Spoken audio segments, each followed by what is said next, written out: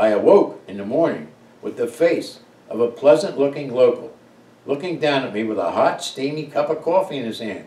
"Master Tommy, what are you doing way out here?" extending it toward me politely. I could never figure out how did they always know where I was. I gratefully accepted it. We struggled with polite humor in English, but I got the point across. I wanted to go to Ukop. He understood and pointed across the way to the only market in town, and there, in front of my eyes, stood my friend Paul, my next-door neighbor at Jenny's, who was now running the Rhino Trust.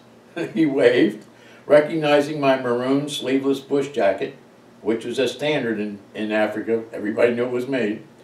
And both of us started laughing our heads off at the coincidence. The next part of the trip, after loading his stores and a few provisions for me, was another 6 hours straight up the windy, sandy riverbed in a humongous SUV owned by the Rhino Trust.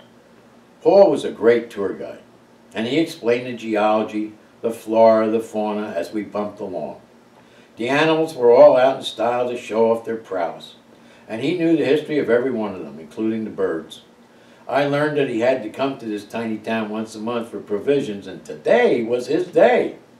He also was leaving the base camp early the next morning and intended to stay a week or so in Swakop on holiday and wanted to get the regular trust shopping for the local villagers that acted as security against poachers for the rhinos in the trust. I had been there a few times camping overnight before during tours with Hein, and I knew all the village leaders. He said I could stay in his own kraal, in his tent, with a real mattress, as long as I was pleased and the villagers would enjoy my company as always. At last, home, sweet home. Paul was my next-door neighbor in Swakop when I was living at Jenny's. We became good buddies. He had a gorgeous wife and child. I admired them. By the way, I'm still writing to them, as recently as this morning. Suddenly, they were no longer an item together. He was devastated and acted typically macho Afrikaner style, as if he could care less. He hated women to this very day, and it showed. God help the ones he would meet on holiday. His attitude was very aggressive. Anyway, we made a fire. I said greetings to all the villagers. We cooked a meal and we talked about philosophy until the wee hours of the morning, lying on the sand in his kraal. When I awoke on the sand in my sleeping bag, he was gone. The dominant village dog was named Mugabe. The village had a good-sized herd of domestic goats, which were penned behind fencing every night and left to graze most of the day, while two young boys with long sticks kept them in line and assembled them as much as possible as they wandered up and down the hills all over the dry riverbed landscape that had plenty of easy-to-reach green leaves to eat. Mugabe was a scarred-up old Rhodesian ridgeback short-haired fighting dog, about the size of a large calf, very big for a dog. He wasn't mean, but he protected the goats from leopard, lion, hyena, and whatever else was hungry around these parts. He had a ferocious bark, and I bet a bite as well.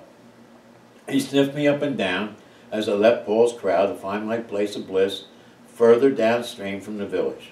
He kept following me, and I threw sand at him until he went home. If you ever truly want to face your fear right in the eye, try sleeping alone out in the bush.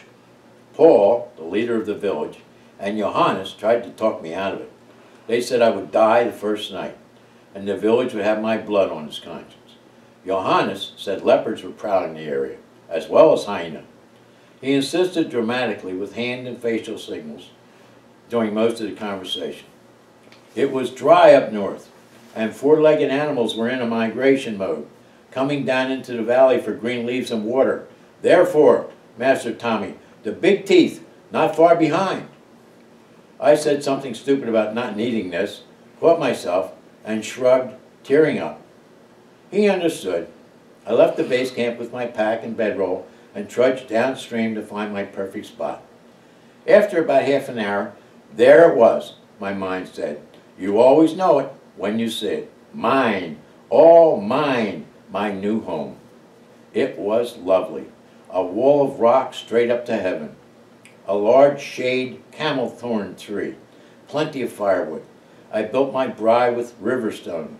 Then I looked around for a sanitary spot far away from eating and camping spot. You know the old expression, you don't shit where you eat.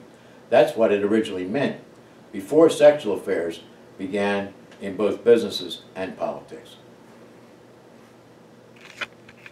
I was busy all day long. Next thing I knew, I was getting dusk. I lit my night fire, a very big one. I wanted to dance around it like the movie Dances with Wolves. I was really psyched. I ate my beans and meat. I drank my coffee slow and real black. Bush coffee is when you put the dry grounds in a tin cup, pour scalding hot water into it, then top it off with a splash of cold water from your canteen, and the grounds sink right to the bottom. It is coffee heaven. I became suddenly aware night had fallen like a blanket. I could see absolutely nothing past my campfire, and just as suddenly the wind stopped. Complete silence. I heard a noise in the brush. Holy shit, I must be nuts. I panicked. I got out my sleepy bag. I unrolled it. I put my marine fighting knife, my K-bar, down deep inside it. I slipped off my boots and I crawled in facing the stars, and I used a log for my pillow. The stars were incredible. Holy shit, another noise. Oh my God. I will definitely be eaten tonight. I could not close my eyes. I was too scared to get out of my sleepy bag to even pee. After what seemed like an eternity of scary hours, I finally relaxed a bit and started praying my ass off. Please let it be quick. Please let it be quick. I heard heavy breathing close to my right ear, and I freaked out. I scrunched down imperceptibly slowly into my sleeping bag, trying to cover and protect my head, at the same time reached for my marine fighting knife. The breathing got closer and heavier. It was hot and it stunk. I shit myself. I felt a foul-smelling light lick on my face and I passed out cold. When I opened my eyes, there was Mugabe, wagging his tail, wanting to play. I jumped up and chased him, stumbling in the stand and throwing both shoes at that damn animal. I was laughing so hard I started eating my dinner. He came back and spent the night lying near me. I absolutely love Mugabe. We became close pals for the next 10 days. But damn that dog! I could not clean up until the morning light.